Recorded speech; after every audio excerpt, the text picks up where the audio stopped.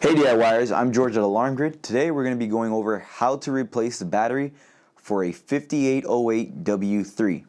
Now these batteries use one CR123 lithium battery, and with these batteries you'll actually be notified 30 days before the battery actually goes into the battery actually dies. So within the 30 days the panel will actually let you know at 30 days exactly that the battery is starting to run low and that you do need to replace it. That gives you up to a whole month to get a new CR123 lithium battery and replace it.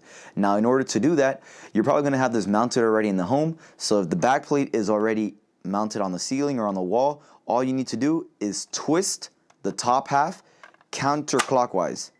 Now, if you already have it programmed into your system, which you probably already do, it's going to throw up a tamper on your alarm system. Your alarm system will say Tamper, whatever you have it labeled as. I believe I have it labeled as a hall smoke detector. So right now on the lyric screen, you'll see it says Tamper 3 hallway smoke detector. That's because I took the cover from the back plate off. To stop this tamper right now, there's no way to stop it actually because you have not fixed the issue. In order to clear that tamper, you have to place the cover back on, make sure you've fixed the situation or assess the situation, the tamper, which means you have to put the actual sensor back on the back plate, and then you have to disarm using the master code. I'll show you how to do that after we replace the battery. Now, if you have a low battery,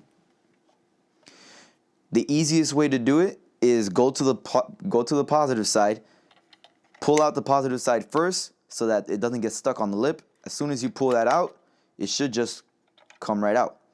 You're going to go ahead and grab your new CR123 battery. Again, negative side in first, push the bottom half in, and put that in right there. It'll throw in another tamper. Since you just powered it back up, it's letting you know that it's still in a tamper state.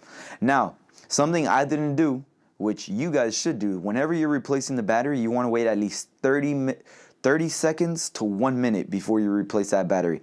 The reason for that being is you want to go ahead and give the sensor the little metal slots here. You want to give it time just to dissipate, right? So you want to give it a couple of seconds just so that it can refresh, and when you put that new battery in, it won't throw any low battery signals in. If you put it in fast and then you close it up and it's still giving you a low battery on the panel after you've cleared the tamper, what you want to do is repeat the process. Remove the battery, leave it out for 30 minutes to 1 whole minute, 30 seconds, sorry, not 30 minutes, 30 seconds to 1 whole minute, and then place the battery back in. After you've done that, you want to make sure that you align the metal slot here to this part here, and all you're going to do, once you place it on, twist it clockwise. That locks it into place. Now, if you go back to the panel, to clear that Tamper 3 hallway smoke detector tamper, all you're going to do, hit the home button once to go to the home screen, and then once you're at the home screen, you hit it again to bring up the keypad. You're going to enter in the default master code. For Honeywell, it's 1234. If you change it, obviously you want to use the master code that you change it to. So you press the home button 2 times, enter in the default master code unless you've changed it, 1234. That should clear. Well, let's do it one more time. I believe it has to be done twice.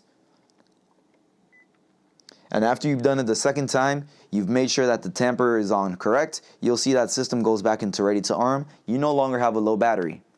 Now, again, this is just a quick, simple way of switching the battery for the 5808W3. If you guys found this video helpful, make sure to hit like at the bottom of the video. Also, make sure to subscribe to our YouTube channel and enable notifications. That way, whenever we upload new content, you can actually get notified. If you have any more questions, feel free to email us at support@alarmgrid.com. Thank you guys very much. My name is George. I'll see you guys next time.